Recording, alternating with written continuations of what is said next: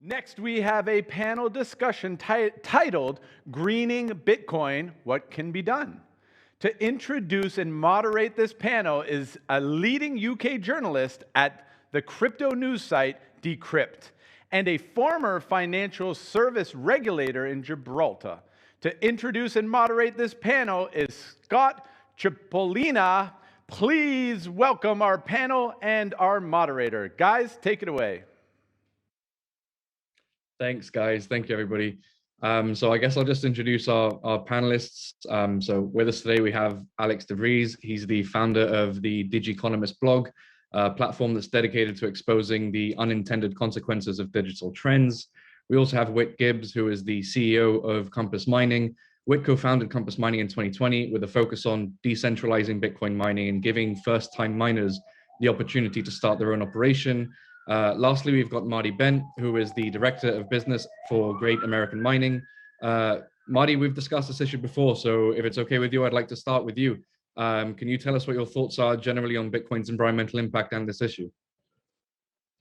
Yeah, I mean, I think the demoralization of energy conversion to electricity and picking on Bitcoin specifically doesn't really make a lot of sense in my mind. If people are willing to pay for energy in a free market, they should be able to do whatever they want with it. And Bitcoin miners pay for the electricity they want, and they use it to mine Bitcoin. And a lot of the times you'll find that they're finding stranded energy resources to do that. So I find the demoralization of the amount of energy dedicated to the Bitcoin network to be a weird sort of attack on the network.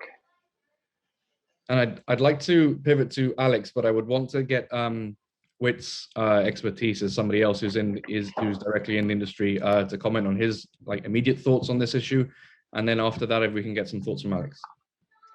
Sure. So I think that the attack on Bitcoin's energy consumption is really just an attack on non-state money.